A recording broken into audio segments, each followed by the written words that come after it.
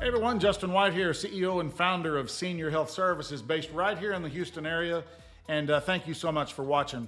Today we're going to talk about Medicare Part D, which are your prescription medications.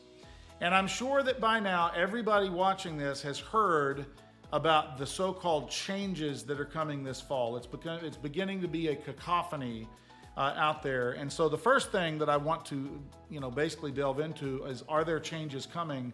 And the answer is sadly yes, they are coming, and it does look like they're going to potentially be quite disruptive. And that is in the current plan designs that are out there. And what I wanted to come on today is basically give you some useful information and show you why they're coming and give a little bit of a detail. I'm not going to go through all of the different details of the plan changes because we don't have time for that and I don't want to bore you to death. But I do want to show you what's happening and give you an idea of what's going on, and then in subsequent things, I'll delve into it more.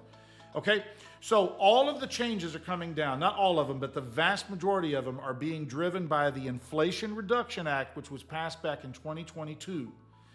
There were changes that happened last year, more minor than now, and then the big ones are really happening in January of 2025, which is why you're going to start seeing them manifest and be talked about this fall. And then there will be some additional ones, less so what we're hearing in 2026.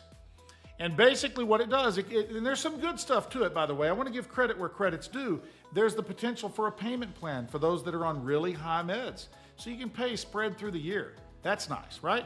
The other thing is that your maximum out of pocket comes down from $8,000 down to $2,000.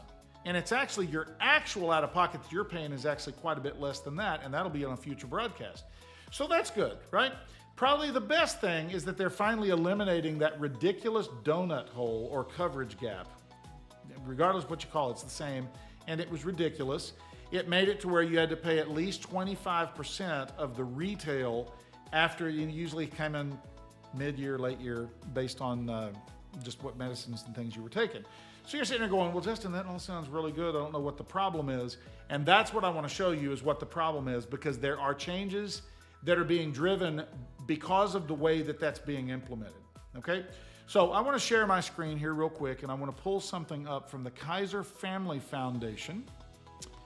That is a public domain research firm, for lack of a better term.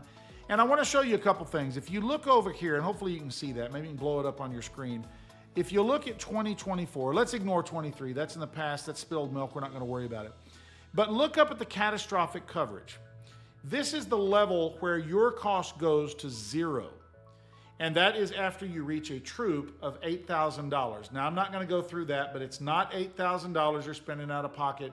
This year, it's usually in that $3,300, $3,400 range. And then this other calculations, they do get you to 8. But once you've gotten to that range, your cost goes to zero on all of your covered meds for the remainder of the year, okay? So if you look there, look at the blue, the lighter blue, that's what your carrier, your prescription drug plan carrier, the name of the insurance company that's written on your card, that's what they pay, 20%. And then the darker blue, the 80%, is what Medicare pays this year, right now.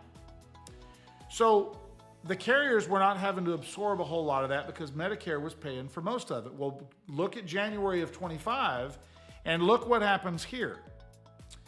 The carrier responsibility goes from 20 to 60, and Medicare goes from 80 to 20, and then the pharmaceutical industry discounts 20%.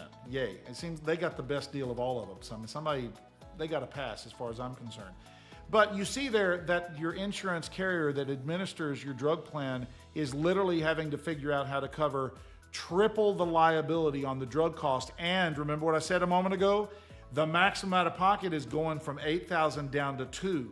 So they're going to pay triple the liability on the drugs, and it's going to come a lot faster.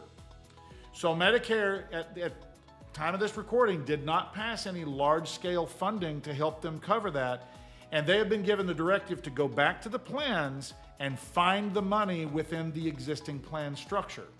Now that could mean higher copays, higher deductibles, higher co-insurance. It could mean less benefits and different things. We don't know. We're just now getting an idea of what those changes could possibly be. And if what we're seeing so far is what happens across the board, you're going to want to talk to somebody and see what's happening, because the changes look like they're going to be fairly disruptive.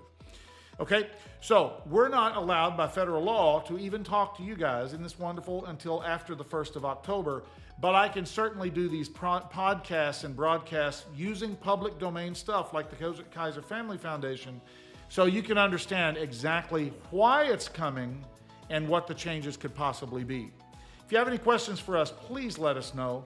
We're Senior Health Services. You can find us online. You can come through this blog post here. If you'd like more videos like this, please like and subscribe. And again, thank you so much for your time, and thanks for watching. Take care, folks. Bye-bye.